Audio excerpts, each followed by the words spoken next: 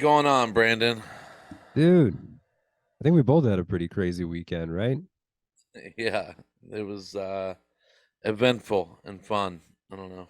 Exhausting, man. You Yeah, Sunday, I didn't do shit. I was so happy to just stay home and not have to drive anywhere. yeah. I ended up going to pharmacy Sunday night, but um, I other than that, I did nothing all day on Sunday. Just sat around and didn't do shit. Uh, Got to yeah, see it's how I got to see how bad Youngstown is. Never really got to hang out there in person and see all the shit that everybody talks about. yeah. They were It's like, I don't know, scary man. walking your car at night. Yeah, I mean the downtown area is nice, but like the second you step foot out of that downtown area, it just goes downhill real quick. Dude, I don't like walking. After like a late show at the Funny Farm, I don't like walking to my car downtown because it's like everything's closed. Like it's Yeah, and it's super dark too. Like they just don't have traffic light or they don't have like street lights or anything anywhere, and it's yeah, weird, dude. man. It's weird like that. When you're walking to your car after a show at the Funny Farm, there's stuff going on inside of the buildings, but like it's so quiet and dark outside of the buildings that it's just like it's creepy. It's like Real Silent Hill. yeah, it's like super loud inside the building. So like if somebody were to murder me or like carjack me or something, like no one would hear for sure. Like that's It not would kind happening. of suck. Like you'd take the knife to the back. You're up against the glass. You're just like, oh, it looks like they're having such a good time in their help. Yeah, yeah, that's how I imagine Youngstown. It's a ghost town, man. It really is. There's not much down there The anymore. the I didn't get to eat at the restaurant that the Funny Farm is above, but that seemed like a really nice place to eat. I don't I've know. The food never smelled eaten. good. I've never eaten there, but I've heard it's really good. I love the Funny Farm setup. I mean, minus like all the stairs. I didn't know about the creepy freight elevator they have in the back. Oh yeah, you've never been there before. No, this was my first time at the Funny Farm. Oh yeah, it's the elevator's a must, It dude. was It is. The we all had to stairs make will a quick fuck you escape. up. We had like a how should I put this? I don't want to call it a quick escape, but like right after the show, we had to rush over to that rock climbing place, Ascend, for a private event that they had there. So we had like a 20-minute window of us getting from A to B to basically jumping right on stage and kicking the show off. Oh, that sucks. It was, I mean, the show was good. Both shows were really Yeah, fun, yeah, it's just a little chaotic doing that. especially when like I didn't know about all the closed roads in Youngstown. Like most of them are closed, and apparently Google doesn't update that ever. Well, yeah, I don't know. They're closed because of lack of use, I think is what it is. They're not. Maybe, certainly no maintenance on them. Yeah, But when they're you're like, trying to get somewhere real quick and you keep coming up on these closed roads and having to call audibles, your timing gets all messed up. yeah, they're like, we're not gonna fix these. Nobody fucking uses them. That's Yeah, what. like why bother? Oh man, yeah, Youngstown's crazy. Yeah, all I did, I felt like all I did was sit in the passenger seat of Tim Wolf's car the whole weekend. It was pretty crazy and quite a bit of driving myself too because I drove back from Warren 2 nights in a row. So Yikes, man. Yeah, that's a rough one. yeah, 2 nights in a row. yeah, because we when we got to Pittsburgh, we texted Booker and to see what hotel we were in, and we were not aware of the policy of this Booker is that if it's within 2 hours of where you live, you don't get a hotel room. So Oh, so you just rolled in there to find out you didn't have a hotel? yeah, so we did. Oh, So we did the show in Pittsburgh and left after the show. And then the next day, we drove up to Arkport, New York, which is like upstate New York, and one of the most beautiful places I've ever seen in my life. And it was a better. It was like the best show of the weekend. All of the shows were good, but it was like the best show of the weekend.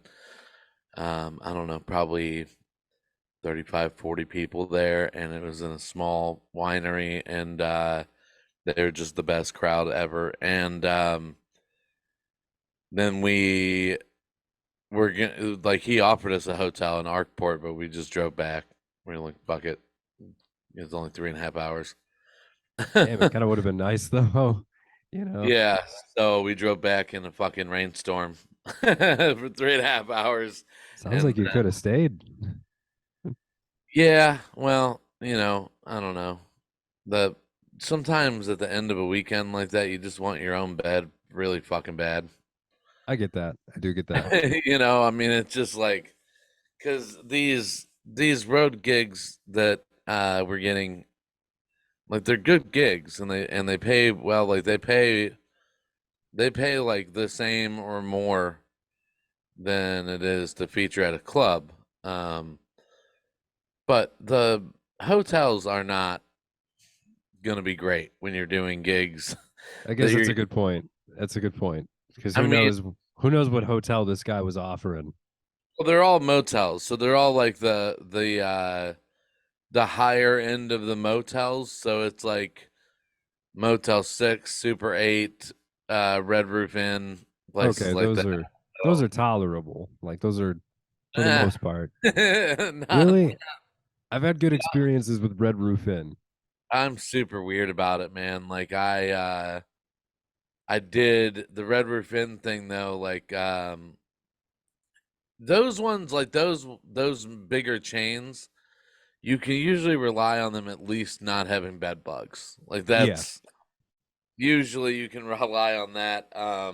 no blood But stains on the sheets, and we're cool. Like I'm. but I still don't trust the sheets or the bedding or anything. So, after Thursday night, staying at a Red Roof Inn that, again, didn't have bed bugs, but not clean.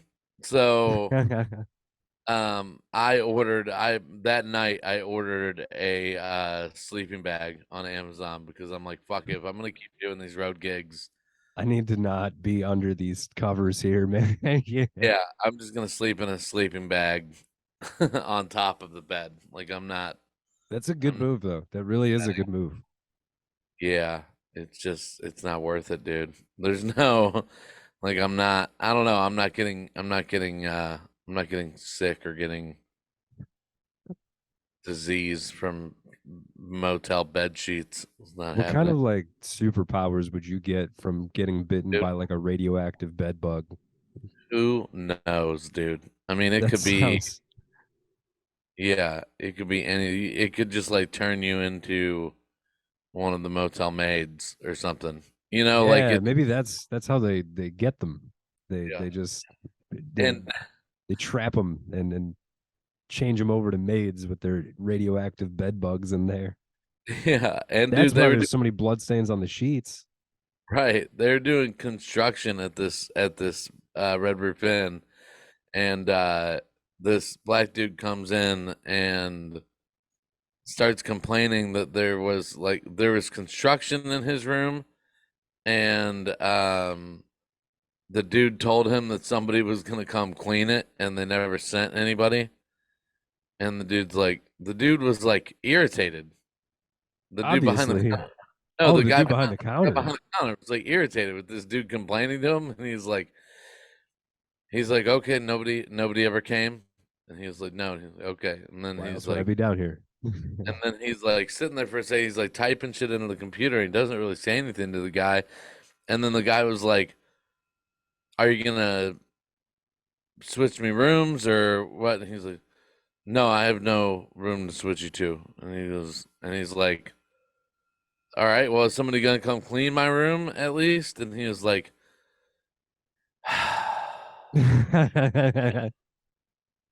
he's like, I will send someone. I'll take care of it. And he was just like being a kind of a dickhead to this dude. Yeah, And I'm like, like I'm this like, guy is unreasonable for wanting less yeah, construction in his hotel room.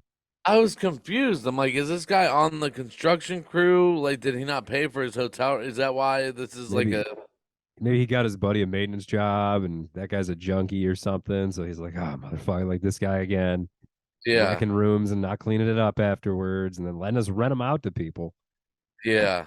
You I would don't know. think if there's like construction going on in that room that weekend, like maybe we just don't rent that room out.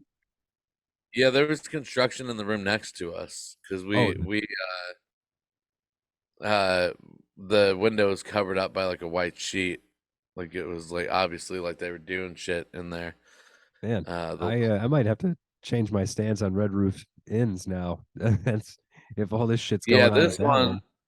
this one was not where it's at, dude. It was not where it's at. Damn. And actually, there in Allentown, PA, we had me and Tim have kind of started a tradition of sorts of finding a Buffalo Wild Wings near us after a show, and it's a little it's a little odd of a thing. I don't know how it happened, but it just happened. And the one in Allentown, PA, probably the best one I've ever been to. Not gonna That's lie. impressive. Yeah. You would think there'd be one in upstate New York to be a little better, maybe, closer to Buffalo, but Well, we didn't go anywhere after that show because that show was we were there pretty late for driving back 3.5 hours. But yeah, dude, the Allentown, PA, Buffalo Wild Wings, big thumbs up on that. hats off. Hats off. Yeah, dude, we had good service for once, which is rare for Buffalo Wild Wings. The service at Buffalo Wild Wings is usually fucking terrible. Um, Yeah. and the food was really good. They have some new honey garlic sauce, and it just tastes like kind of I don't know. It's kind of like a spicy Asian sauce almost. It's really fucking Sounds good really though. nice, actually. Uh, yeah, but yeah, man, it was fun. The winery show. Since we did all wineries this weekend, I bought a bottle of wine at each winery from my mom because she loves red wine. So they would have loved the place in Pittsburgh because Your it was parents would corny. have? Yeah, it was corny. It was like it was called Wine O'Clock Somewhere. Oh, of course. And it was definitely like Jimmy Buffett themed, and they would have loved it. Yeah, they would have loved it. But yeah, that one, the first two we did, Sleepy Cat Winery was in Allentown, PA, and then Wine O'Clock Somewhere. Neither one of those were vineyards; they were just wineries. So the last one was a lot more impressive as far as like the looks of the place. The pictures look really nice. Yeah, but all of the places were great. I mean, they were just all good shows, man. I've heard horror stories of shows from bookers like this, but I haven't had a bad show with this booker yet. So, Well, fingers crossed it stays that way. yeah. I Yeah. mean, you know how shows can be, though. You never really know 100%. You can't guarantee anything. Yeah, we're doing a couple breweries at the end of April in Wisconsin. So, I don't know. Weird. Hell yeah. Yeah. Yeah, dude, it's cool it's just really like I talked about it with my brother's buddy today because um he's in my fantasy league and with my brother's fantasy league and Brian Gallagher is in that league and he wanted me to like he doesn't know Brian, so he wanted me to be the like mediator on a trade for them. And so What I was do I doing get, that. motherfucker? Yeah. And then the trade didn't work out, and uh, Todd just said something about how I really impressed him that night that we had my brother's benefit or whatever. And I was like, well, yeah, dude, with the amount of time that I put in the past 4 years, if I didn't impress you, it would be sad. Yeah, Like, right. like, Well, it's kind of nice too, because like you got to think about all the people you've had come see you in the last like 4 years, and you're like, man, if they just would have waited till 4 years in, Right. oh Yeah. man, that Yeah. not have knocked him dead. Yeah. But I was talking to him and I was telling him, it's stuff like that. The fact that we have the power to raise money like that, that makes it all worth it. And then Saturday night, dude, I crushed that half hour, the whole half hour, just crushed. And when Tim went up on stage, I walked outside just to get some fresh air, and because the air was extremely fresh in those mountains, like it felt like you were Yeah, literally like it literally felt like you were breathing in at like one of those oxygen bars. Like it was organic fucking air. yeah, dude, it's nuts. And I'm just outside and the sun's going down and I'm just like looking around at all the mountains and shit and drinking a glass of wine and I'm sitting there just thinking like this is fucking like I get paid for this. Like this is fucking crazy. And Right. and it's like moments like that that just make you appreciate like all the work that you put in and shit. Like Well, it now it's comes, like it's after a like while. fun now. You know what I mean? Like before, we had so much to worry about, and we were stressing over trying to get booked and doing this or that. And now it's like fuck it, let it roll. Like we just Yeah, take the bookings we get and go have yeah. fun. That's And I all we feel can do. like this is and I feel like this is just like the beginning of this part of it. You know what I mean? Oh, Like it. 100%. 100%. So it's another thing when you start like comedy clubs are cool and comedy clubs are the best environments for comedy. But like doing these one nighters, some of the places you get to travel is just fucking awesome. Yeah, it kind of makes you realize like there's so much more to it than that. Like, you Yeah, know, we try to like to get into certain clubs and we might not get in, or and we might dwell on that, but you see the bigger picture in those scenarios where you're like, shit, this it doesn't have to be about that club. That's like a small way to think about it. There's so many other places we can go do comedy and yeah, get paid and travel. And yeah. hell, You I get an invention. Friday night when I was at the 612 event center Oh with man, Sean Brandon Boyd. froze up. What? Oh no. Oh, Am I oh yeah, back? you froze up for a second. I didn't realize I Yeah, froze up. you're back. No, like on Friday when I was at the 612 event center with with Sean Boyd and Chevy and John Huff, I had a pretty entertaining moment walking to the bar because some lady was asking this other lady who her favorite comic from the show was, and she goes, "The white one," and I was that guy. I That's you know that is funny. Yeah, you don't get that very often. yeah. It is stuff like that. People like coming up to you afterwards and wanting to take pictures with you and shit at shows like that shouldn't to me like I'm not like I'm not somebody that's like afraid to socialize with people after a show like I that shit's never gonna get old to me. It's No, the thing that I hate. The only thing that sucks about it is when you get somebody really drunk and they just keep complimenting you over and over and over again. And you're like, all right, well, what the fuck do I say now? Like we've already done yeah, this and five then times. Like then what? nobody else wants to come compliment you because then they're gonna have to deal with the drunk person too. You're like, Yeah. get out of here. There's people that are actually gonna remember this. And then you seem ungrateful because you're like, all right, guy, come on, let's Yeah, move along. But it's like, how much do you have to put up with at at some point? Like, only so much you can do. yeah. This lady Saturday night, she was the sweetest lady, but she was real drunk.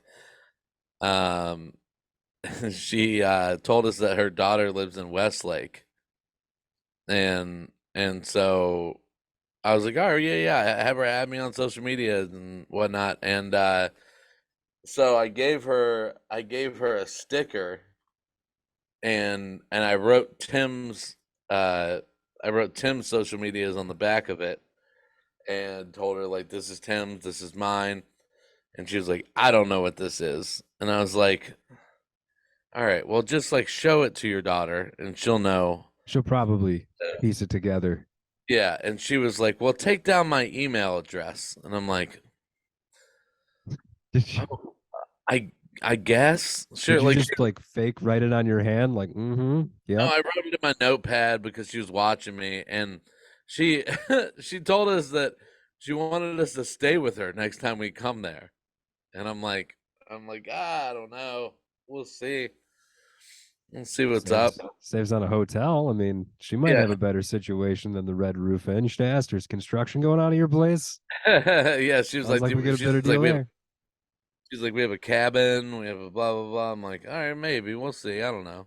It's starting to sketch me out. Cabin, strangers, like, Yeah, this this place was very much like they were cool people, but it was very much like one of those places where you're like, this is a weird tight knit community. You know, there's this is only where like Get Out took place. That's what I happened. mean, dude, it looks pretty close. Like there's only like 850 people that live in this town. It's like a mountain town, and this winery is like the center piece of it. It's pretty crazy, but I don't know. It was a fun time. That's the Fun. important thing. Yeah. Um, yeah, I don't know, man. I'm looking forward to the next couple months. I got the Joe Mackey thing coming up in April. The Rubber City Comedy Festival coming up in May. It's gonna be fun. I'm interested to see if we're gonna finally see somebody use the projector screen at Funny Stop. Is someone actually going to? Is it Well, if you've watched the Thursday headliner Ben Palmer, he does a lot of that at his shows because he does the Ben Palmer trolls things, which he has like over 1 million followers on TikTok and shit. But he's the guy started at Funny Stop, started doing stand up at Funny Stop. I don't know if he was making his videos first or not, but that's cool. yeah, started doing comedy at Funny Stop, moved out to LA, and now I think he's in Nashville, Kyle said. But he does shit like he'll troll people but in a good way. You know, like Positive trolling. yeah, so he had one where he would like pretend to be like he would make up a Facebook account for TJ Maxx or whatever and like reply to people fucking TJ Maxx and stuff like that. It's pretty funny. So and he like has ones where he'll do like I don't know where he had one where somebody complained. I guess Costco stopped selling some type of cheese because the owner of the cheese company said something racist or whatever. Of And, course. and somebody commented and said that they were boycotting Costco or something. And so and so then he commented as Costco and was like, "Well, I guess you'll have to get your cheese somewhere else or whatever," and or something like that. And then he started commenting as all of the cheese companies, like telling them that they didn't want their business either or whatever. It was fucking hilarious, dude. It was great. That's so much effort. That's a Yeah. lot of effort. Yeah, he has a special on YouTube, Ben Palmer. It's called You Can Be Anything. I watched it the other night. It was pretty fucking funny. I can only imagine. I mean, you know how like when you log into Facebook and you can switch between like your regular page, your comedy page, or like the podcast page. His is just going to be all different cheese companies. Just a big ass like list of them when you open that up. Yeah, well, he has made up so many Facebook pages, That's got like to so be like a many. crime eventually, right? Like I don't know. fraudulent He's just like, Facebooking. yeah, he's like impersonating companies and shit, and it's fucking hilarious, I dude. guess they can't sanction you, but like it's got to be you got to get in trouble for that eventually. I don't know. I don't think it's illegal. I think it's Maybe just like maybe not. It parody might be account. eventually though. Who knows? Let Zuckerberg get his hands on it. Yeah. Oh man. What time is it? Well, we have quite a bit of news to get to, so we'll get to some of this. I'm gonna start with The what people is this? near Oh, death God damn experiences, it, they always talk about like not there's that a one. tunnel, Not that there's a one. light. Damn I it. was like, that sounds like a pretty crazy news story right there. Can you Yeah, imagine? did not want to start with that one, damn it. Live on uh, NBC tonight, we dip into the other side. We finally discovered what happens after you die. You're like, wow, they're gonna have crazy ratings. yeah, that's a comedy clip for later. I don't want to do that one now. We'll start with where's the storms? Yeah, we'll start with this shit. It's this from CBS News. It was a crazy weekend for weather, and mostly hurt the South, but it goes all the way up to the Ohio Valley at some points. Turning now to the weather, more than 30 million Americans from the lower Mississippi Valley to the Ohio Valley are under severe weather threats or flood watches, with powerful tornadoes expected through the night across the Deep South. CBS's Omar Villafranca reports tonight from Greenville, Mississippi. In southern Missouri, flash floods overflowed the Finley River overnight, leaving this park underwater. About 60 miles away, 2 people were killed when their vehicle was swept away. At least 2 tornadoes tore through North Texas this morning with 100-mile-per-hour winds. Eric Huntley dug through what was left of his home. As soon as I got the alert, I went to go look outside, and then I heard the moan, and I'll never forget that sound. Sorry. Heavy rain and hail grounded planes for several hours at Dallas-Fort Worth Airport, delaying more than 900 flights today. This is part of the same storm system that spawned several rare tornadoes near Los Angeles on Wednesday. Main damages to the roof, and then of course now the water. And then the main thing is that we were out of business for probably 3-4 months. Here in Mississippi, NOAA meteorologists launched a weather balloon ahead of what's expected to be a rough night. Everything seems to be coming together in this location this evening for a potential outbreak of severe weather. A tornado watch was just issued for parts of Mississippi, Tennessee, Arkansas, and Louisiana. And this area has seen its fair share of severe weather so far this year, and it's not even peak tornado season. Nora? Omar Villafranca, thank you so much for your reporting. Yeah, I didn't see anything on Facebook or anything, so I don't believe that my hometown was hit by this tornado, but it was North Texas, so it couldn't have been far. That's absolutely insane, though. I can't be surprised. I mean, you saw some of the winds over the weekend. I mean, my power was out for a while. Apparently, the entire city of Warren just had no power. Yeah. Somehow Youngstown did. I don't know. Funny Farm and Ascend both had powers, so the shows went on. But man, it was nuts driving down there, just getting my Honda Civic blown all over the road. Yeah, dude, we were in the thick of it for a minute, driving back from New York on Saturday night. It was pretty crazy, and then I got home, and I was worried that I was gonna get home to a fucking tree being inside of my home. But yeah, I bet you were. But there was just like several huge branches in my driveway. And I was just saying, like, damn, dude, this would have scared the shit out of me if I was here. Yeah. Yeah, that's crazy, man. We had several tornadoes whenever I was there because it's kind of the tornado alley. But we never actually had any hit our town that I remember. We had one hit Sherman, I remember, which is the next town over from us, but I don't think we ever had any hit Denison while I was living there. But I've never actually seen a tornado. Like I want to, but I think I'm pretty much fine with just seeing them on TV, you know? yeah, I don't want to at all. Yeah. I'm fine. I feel like such a pussy because you see all these guys on like YouTube or in like the South. They just stand on their decks and like watch these tornadoes go through their backyards, and I'm like, I don't think I would be anywhere near that shit. I'm cool. Yeah, those dudes can stay on. Yeah, man. I'll watch them on the YouTube. You know, it's kind of like the perk of Ohio. Like it's boring here, but that's kind of the perk. Nothing crazy really happens here very often. No tornadoes, no earthquakes. It gets cold here, but that even the snow is not really a thing anymore, it seems. Yeah. We have this is from CBS Evening News about journalists in Iran at a news company who continued reporting despite the government telling them not to. As tensions increase between the U.S. and Iran, CBS's Hallie Ott takes an inside look at how information is under constant watch by the Iranian government.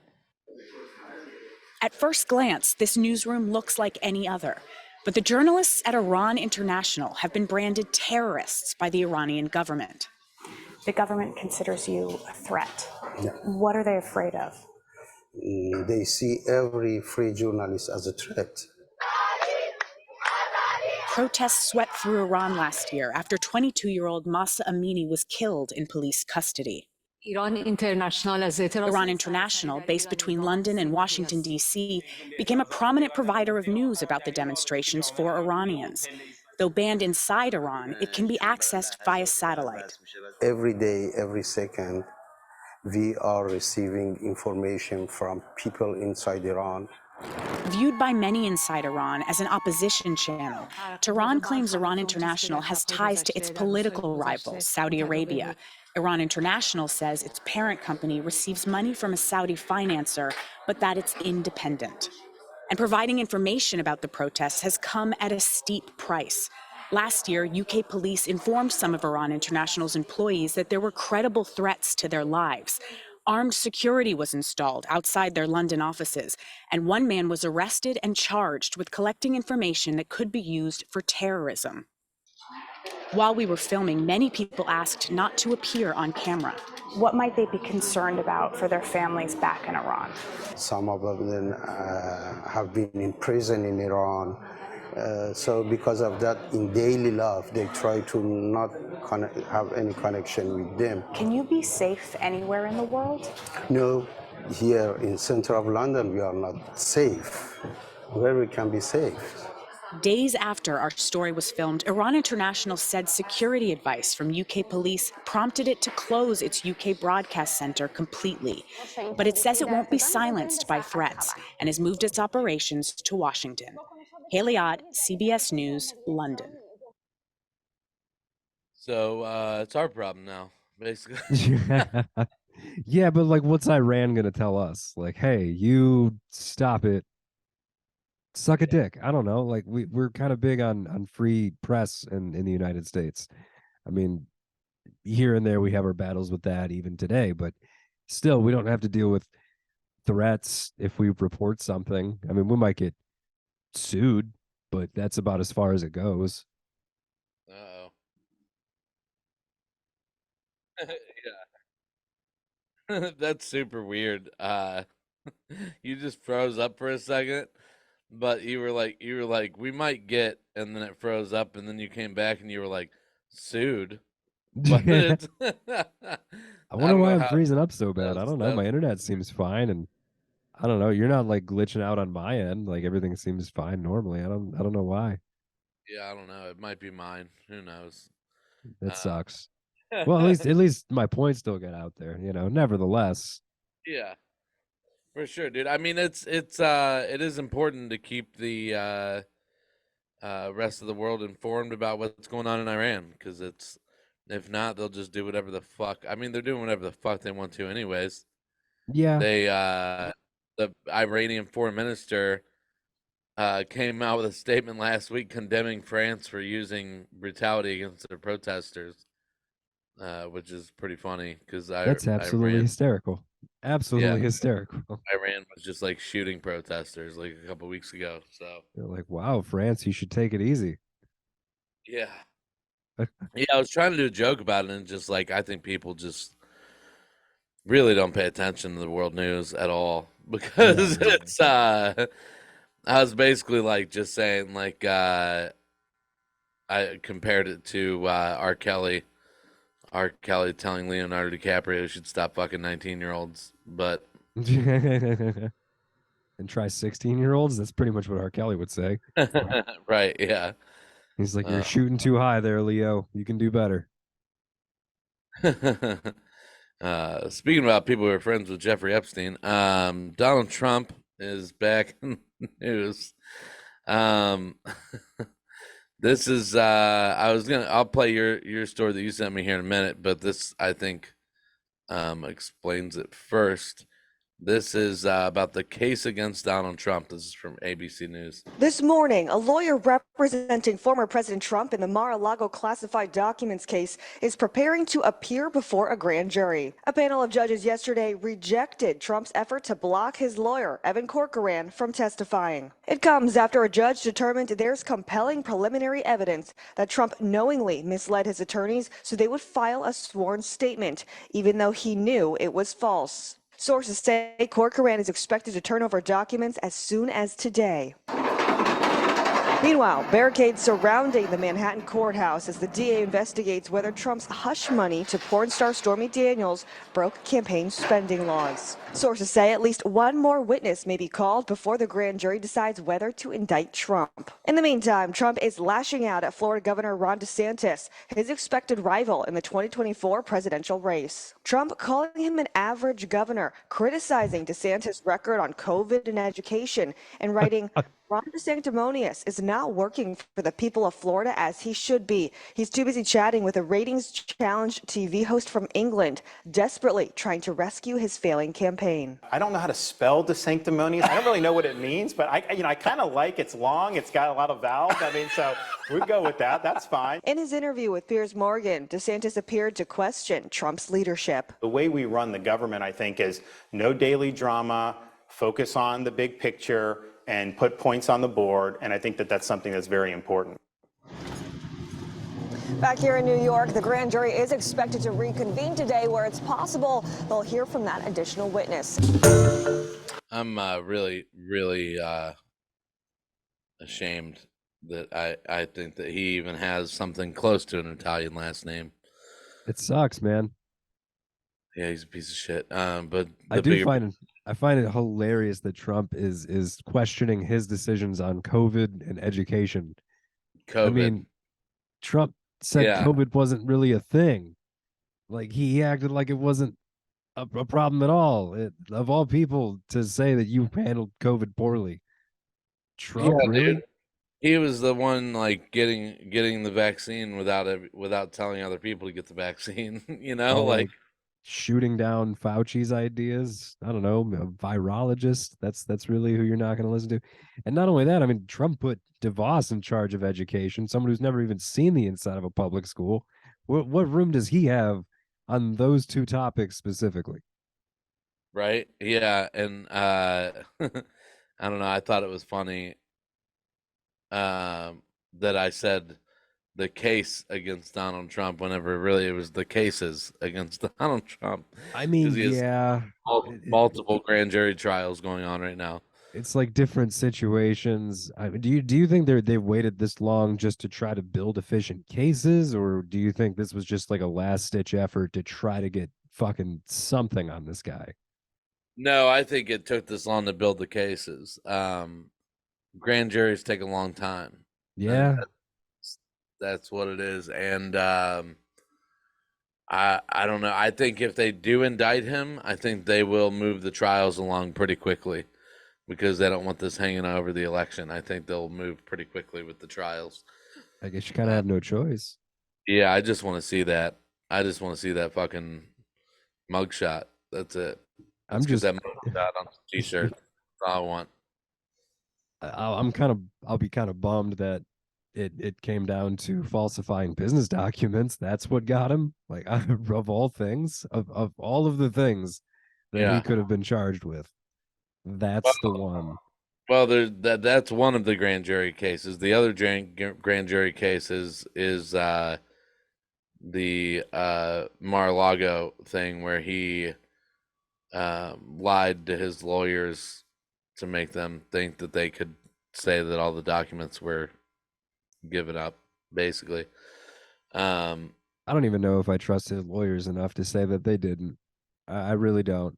The way Cohen went down with everything and, tries to act like Trump was such a piece of shit. And even though he just said yes to all of it and then aided all of it, it's like, yeah, but you're kind of a dick too for doing all of those things. You don't have to do those things, especially when they're illegal. You'll end up in jail over it. For sure. Yeah. And then we have, this is the one you sent me. This is Trump rails against possible indictment and the first official rally, which I believe was in Waco, Texas, and I don't think that's a coincidence. How fitting. How fitting. Tomorrow, a Manhattan grand jury is expected to reconvene in a case that could result in an unprecedented indictment of former President Donald Trump. CBS's Nicole Killian joins us from Washington with more on what to expect. Good evening, Nicole. Hey, good evening to you, Jerika. It's unclear if or when we may see charges against former President Trump. He says he did nothing wrong and suggests the district attorney has no case. They're not coming after me, they're coming after you. Former President Trump used his first official campaign rally in Waco, Texas to denounce the legal threats against him. People see it's bull, and they go and they say it's unfair. The former president steered clear of directly referencing Manhattan District Attorney Alvin Bragg, despite labeling the DA an animal and calling for potential death and destruction if he's charged. I think that was an ill-advised post. Trump attorney Joe Tacopina maintained his client's innocence in the probe related to alleged hush money payments to adult film star Stormy Daniels. And he said Trump's inaccurate prediction that he would be arrested last Tuesday was not made up. We've been in touch with the district attorney's office regarding potential logistics of an arraignment if it gets to that point. Former New York Police Commissioner Bill Bratton on Face the Nation. If there's an indictment, the president will be required to surrender someplace in Manhattan where he would be basically fingerprinted electronically, photographed, and basically given a booking number. House Republicans who have written to Bragg demanding his testimony say the case should be handled by the Department of Justice. He's investigating a presidential candidate, not to mention former president of the United States. That has no business being litigated in a local district attorney's office. Bragg says it's not appropriate for Congress to interfere and will follow the facts tonight. In a new letter obtained by CBS News, more than 170 former federal prosecutors condemned efforts to intimidate the DA, who's facing death threats. Drika? These Republicans are basically like, it's unprecedented and it is not right. The former president, now candidate for president, is not arrestable. You can't do this. Like, it's basically anybody's arrestable. Yeah, that's a big thing like, here.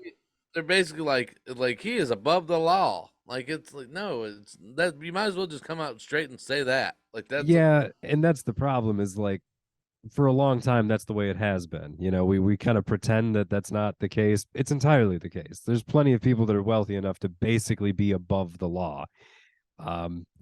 Hell, there were members of Trump's family that got subpoenaed for shit, and they were just like, nah, we're busy. And I didn't know you could do that. I had no idea. I thought you would get charged with a crime for that. Guess that's not the case. So, I mean, yes, he basically is above the law. But I think the point of a lot of this is we're trying to change that.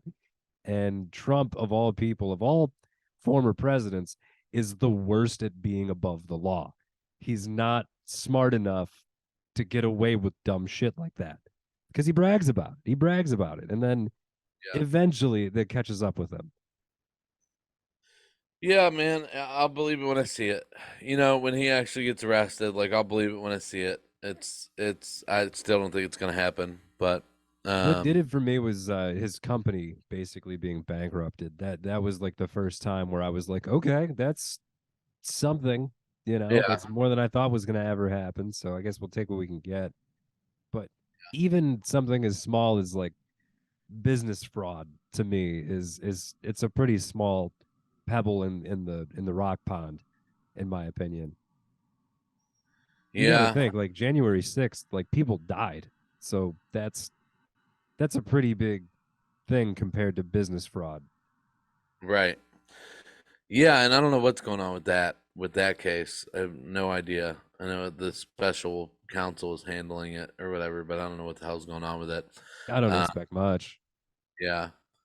One more I wanted to get into real quick is the CEO of TikTok spoke in front of Congress. This was last Thursday or Friday. I can't remember. Did he get up and do like a dance midway through it or something? No, but they're trying to. I think this is him explaining why his kids aren't on TikTok. This is from Fox 35 in Orlando. You think would be the appropriate age to have a child get on TikTok? Our approach is to give differentiated experiences for different age groups and let the parents have these conversations with their children to decide what's best for their family. So you think that there is a sufficient safety mechanism for an 8-year-old to be able to access TikTok? An 8-year-old's experience on TikTok will be so highly restricted that every single piece of content he or she will see will be vetted by Common Sense, our third-party child safety expert, and the 8-year-old will not be able to post, and the 8-year-old will not be able to see any personalized feed and zero advertising in that experience. So I believe, yes, it is the appropriate experience for an 8-year-old. Well, then why don't you let your 8-year-old child on TikTok? I have seen these news articles. I would like to address that. My kids live in Singapore, and in Singapore, we do not have the under 13 experience. If they lived here in the United States, I'll let them use the under 13 experience. Okay, so you're saying it's because of the country you live in doesn't have the same mechanisms. Is there a reason you don't have those same mechanisms everywhere? In principle, we want to provide a good experience for our users in general. We don't want to monetize from people who are under 13. In the US, we are COPPA compliant, and as part of that, we were deemed as I want to get the specifics right. We were deemed as a particular type of audience, mixed audience app. I want to make sure that that's right. And as a result of that, we have to provide an experience to our under 13 users in this country as well. My time has expired. Thank you. I yield back. Yeah, so I don't understand. This is basically like our government wanting to ban TikTok. To me is basically like China banning Facebook. Like, I just don't understand how that's any better than what they're trying to do. I understand banning it on government phones. Yeah, that all makes sense. Yeah, but like me as an individual, why the fuck do I care what China has of my information? Like, I don't. I found it funny that they were like, well, it collects your data and uses it. And I'm like, so does every other app that I have on my phone does that. Well, why is it any different for TikTok? That's what How China has the data that probably isn't that fucking hard to figure out. Like, I don't see the issue here. Yeah, and I really don't get this whole thing that Republicans are trying to do in states like Texas, where they're trying to ban all social media apps for people under the age of 13. There are states like Utah is trying to pass a law to where everything that somebody under the age of 13 does is going to have to be made available to their parents. Oh, that's way fucked up.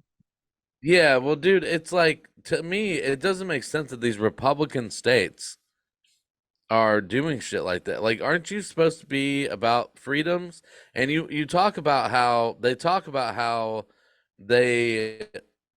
think that the parents should have the right to choose what their kids learn in schools, but then they don't want them to have the right to choose what apps they use on the internet. They don't want them to have the right to choose like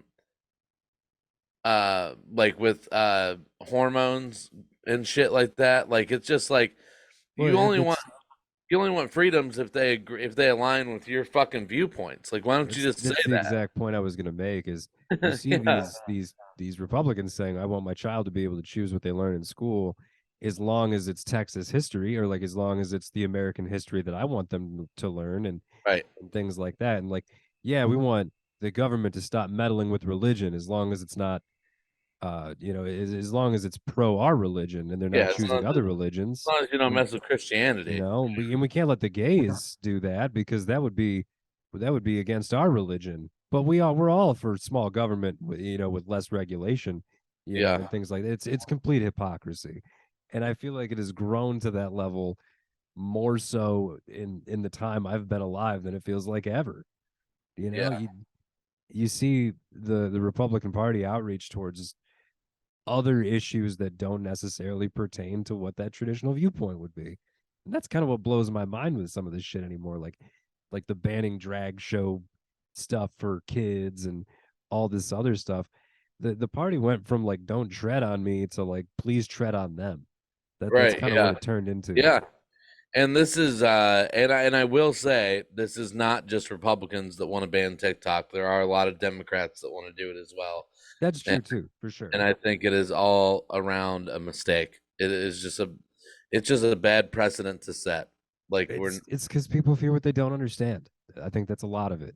well, it'll be the first real part of the internet that is like harmless that we've ever banned in this country. Like, Yeah. of course, we banned the online sale of drugs and shit like that, but like, this has nothing. This is doing no harm to any individuals in the United States, other than like if you're a government employee, yeah, you don't want them to have access to your phone.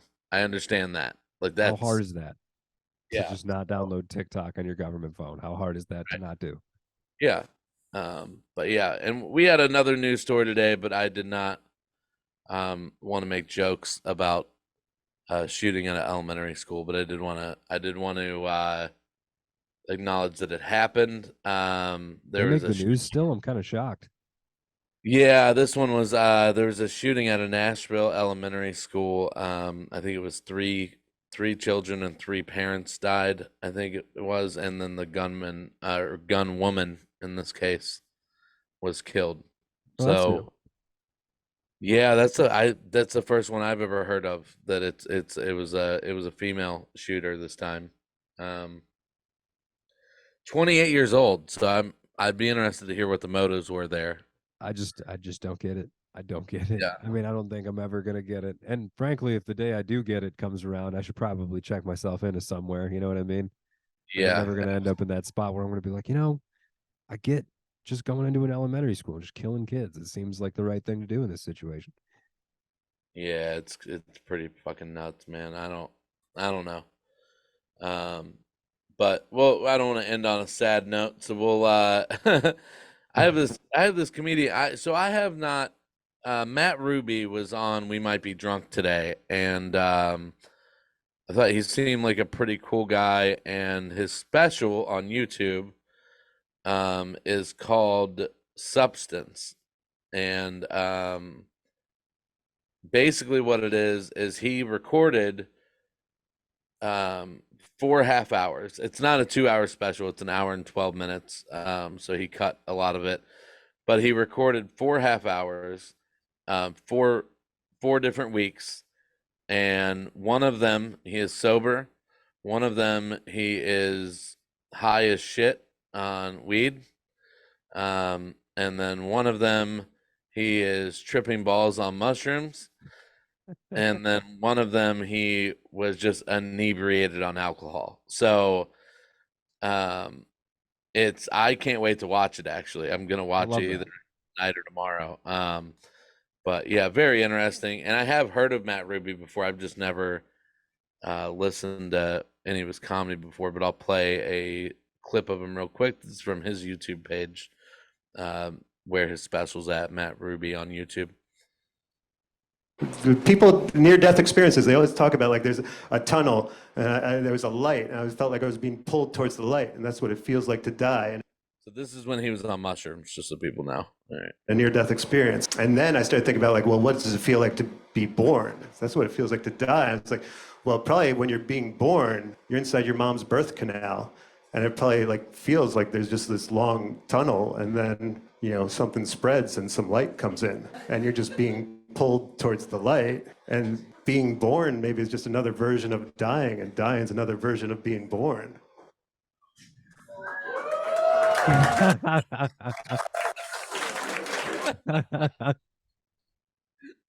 I love the idea.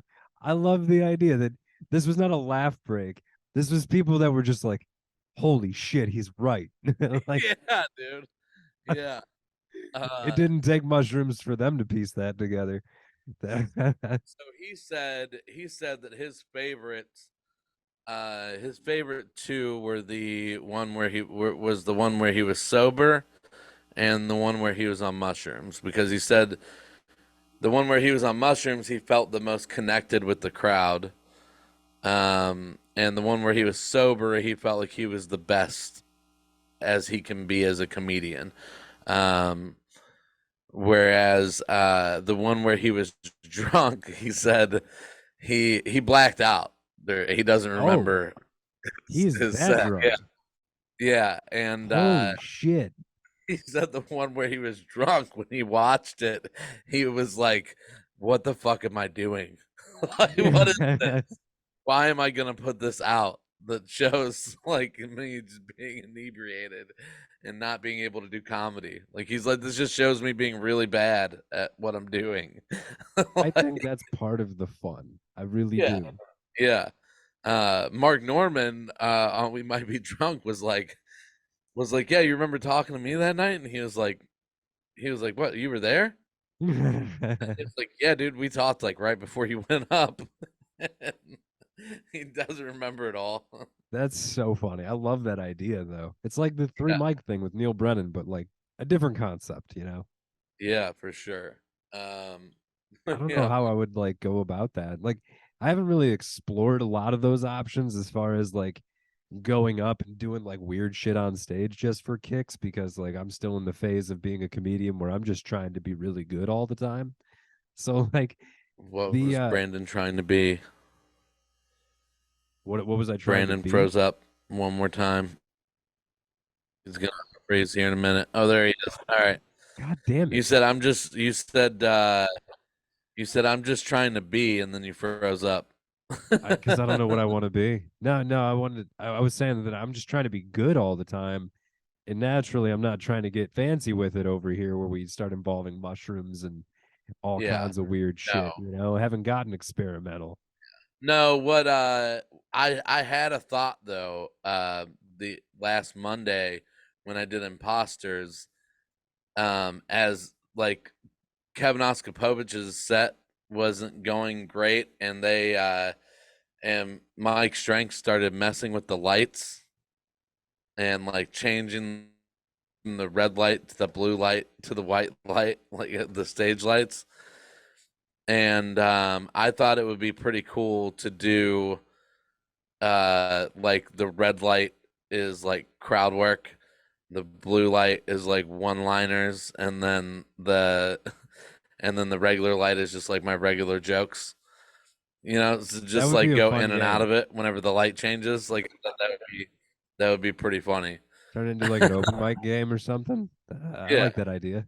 yeah. But yeah, man, you got anything to promote coming up? It is my internet, by the way. It popped up and said your internet is unstable. So That makes me feel so much better because I just got a price decrease and I was assured that the internet would be the same. And, I had somebody in mind to call after this. I was gonna be like, you can go fuck yourself. Same internet, my ass. Yeah. Yeah, actually on Friday I'm doing the Broadview Brewing Company for the Cleveland Comedy Tub group. That'll be fun. Yeah. I've never done any show that close to my place before. It's been like the local bar and then this. Those are gonna be the two closest ones. Other than that, next week I'm gonna be in Florida. So I'm probably gonna try to hit some mics out that way. And then the following week I'll be at the Funny Farm April 14th and 15th. Oh, nice. Hell yeah. Yeah, I have I'm doing Judd's tomorrow, but this won't come out yet. I have not much in April actually. I have therapy on the 8th. Have I'm featuring for Joe Mackey at Funny Stop April 21st and 22nd, so that's the big one. And then I'll be in Wisconsin with Tim Wolf the 28th and 29th, and then Rubber City Comedy Festival, May 3rd through the 6th.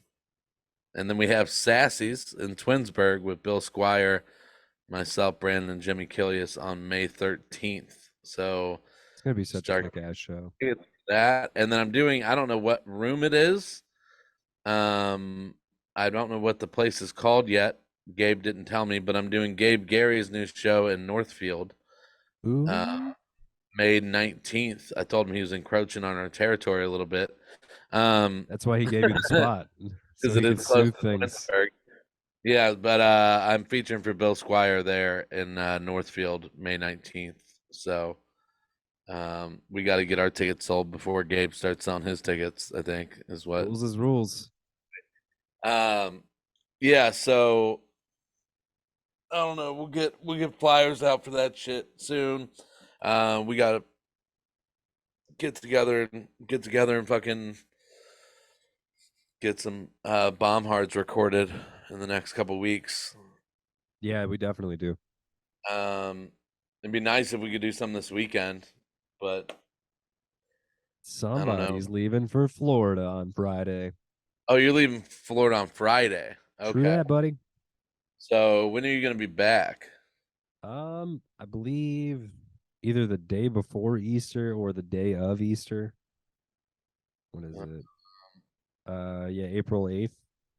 Okay. So we should try to schedule like the weekend of April 15th and 16th, like something that weekend. I definitely am not doing anything that Sunday, but that weekend I'm hosting for the Funny Farm. Okay. Friday and Saturday. All right. Yeah, we'll figure it out. But all right, man, I'll talk to you later. We'll get this out. Later, brother.